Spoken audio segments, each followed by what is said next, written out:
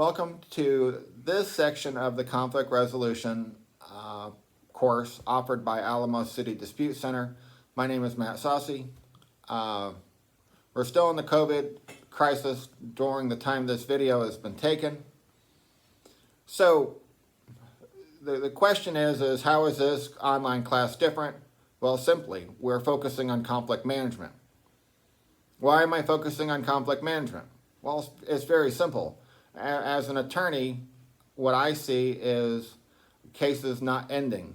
And what I mean by that is cases aren't over when the divorce is over or when the final orders are over. There's constant conflict, constant lack of communication, constant fighting over the kids, and it's a never-ending spiral. So it was my hope over the past couple years to actually come up with a method by which parents can learn to communicate with each other better and resolve not only their present conflict, but their future conflict.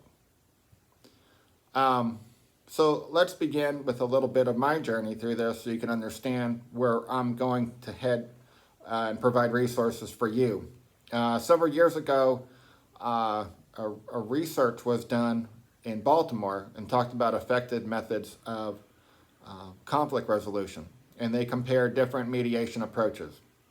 They shared where the mediator was in charge, where between the two parties, telling the parties what to do, or there was shuttle mediations, which means that the mediator would go back and forth between two rooms, and the parties would basically negotiate, and not necessarily have to talk to each other. And then, of course, you had where people actually had to listen, understand, and respond to each other. And they found this. When parties had to listen to what someone else said about their life, meaning the mediator taking control, or let's say a judge taking control, that they weren't exactly that happy with it. And they weren't happy to the degree where the study suggested and showed that they were back in court, or they were back with the mediator because they weren't happy. In other words, all the conflict was resolved. That was round one of the conflict. There was certainly going to be round two, round three, round four. So that didn't work. So that was the step one. Step two was the shuttle, going back and forth and back and forth. And a lot of the studies showed that the parties did not feel in control of the process, didn't feel like they owned the process, felt very confused and honestly a little frustrated by the process. So we go back to that process not working, and again, the initial phase of the divorce or whatever, that's round one, followed by continuous modifications or constant conflict. And so our hope is to give you guys a resource that stops that cycle and not only gives you the chance to resolve your present conflict, but actually gives you a way to think through and say, you know what, I have a resource, I have a method and means by which we're going to resolve future conflict. So do I have studies to back it up? Sure I do. I got two. When Baltimore came out with their study, they had an interesting finding. They said if you actually get the people together, you actually get them to talk. You get them to relate.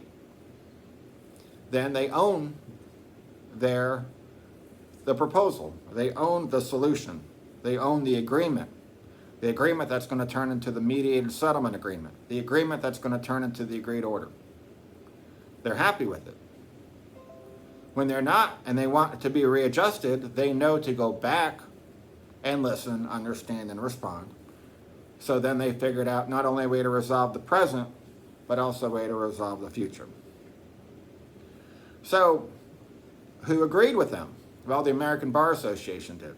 The American Bar Association came up with several approaches to resolve future conflict.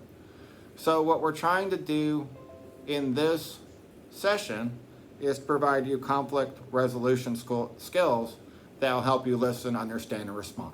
So let's go forward.